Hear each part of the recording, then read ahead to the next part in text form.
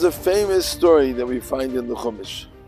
We have Yitzchak and Rivka who are married for many years but are not able to have a child. And they so desperately want to have a child. So the Torah describes how Yitzchak stood in one corner and Rivka stood in another corner. And both poured out their hearts to the Creator, asking for a child.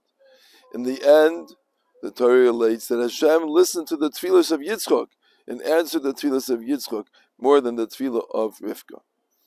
And Rashi brings down the Chazal explains because the tefillah, the prayer of a Tzadik ben Tzadik, of a righteous person who is born and raised in the house of a righteous person, is answered more than the tefillah, than the prayer of a Tzadik ben Rasha, a righteous person, the son of a wicked person. And since Rivka grew up in a house of wicked people, as the Torah describes right before that, and her brother was wicked, and she was surrounded by people who were wicked, though she was very great and meritorious, but when it comes to tefillah, her tefillah was not answered. And this is very confusing to us, because we understand that the Torah recognizes effort and not accomplishment. And Hashem appreciates every drop of effort and struggle that a person puts into their avodah. So how is it that in this case, in tefillah, it doesn't work? That is a question that we will address in this week's video.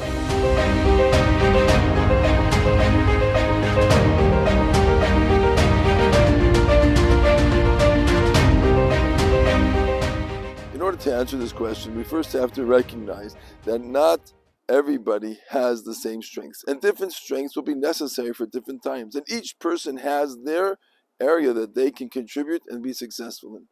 And yes, indeed, sometimes the effort of overcoming a person's background and heritage and parentage will be greater, and sometimes being raised in a house of tzaddikim will be greater. Apparently in tefillah, that is more important. Why?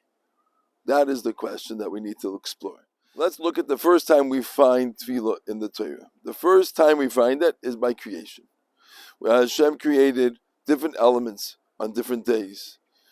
On the first day of creation, Hashem created light and dark. On the third day of creation, grass and trees and growing things were created. It was finally on the sixth day of creation that man was created.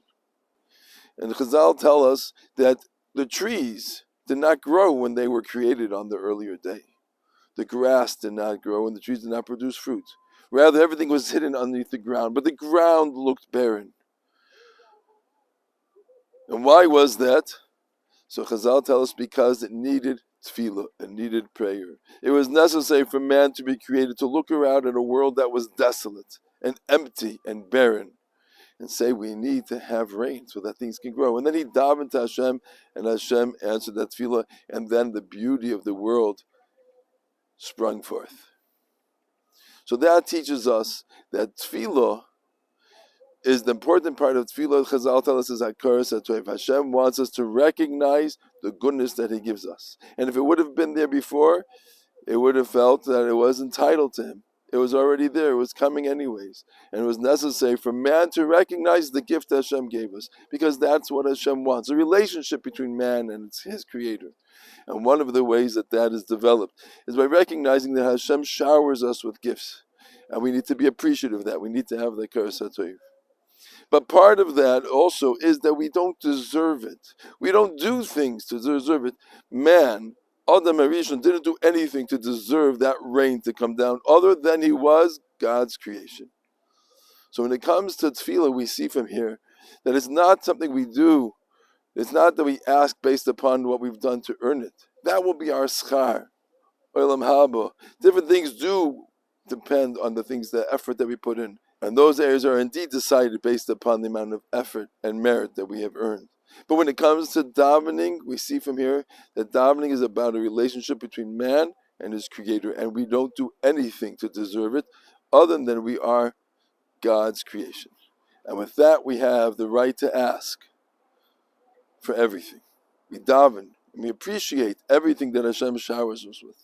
And now we can understand, when it comes time for davening, someone who is a Tzadik ben Rasha, who overcame tremendous challenges, will automatically feel, or inherently feel, that they deserve something because of where they've reached.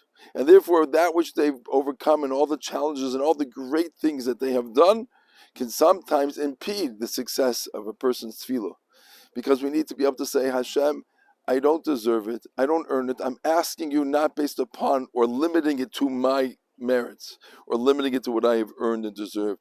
Rather, I'm asking because we are your creations and you created us. And therefore, Yitzchak, who was the son of Avraham, not only did he recognize that he didn't overcome things to get to his station in life, but he also recognized that his father was so much greater than he was. And therefore his own tefillas he felt dwarfed by his father and perhaps less deserving. And that is the feeling that we need to approach tefillah. We're not deserving. Our forefathers were greater than us. We are striving and working hard to be who we are, and that will get his reward. But when we approach Hashem, it's with humility, and we ask Hashem, please be able to shower us with our needs, and we appreciate every iota that you give us. Indeed, at this point of time, we have learned to appreciate every moment of life, and every moment of life is a gift that we cherish. And we thank Hashem for all that He does give us. And we ask Hashem to continue to shower us, not because we deserve it, but because we are your children, Hashem. Please continue to give us life, to give us sustenance, to give us a livelihood. But then we ask even more, because it's not dependent upon us, but it's on you, Hashem, who are limitless, who are eternal, and have no limits. Please continue to shower us and add on more. Let us see refuahs, let us see yeshuahs, let us see geulos that will baffle the imagination, because you are our Father,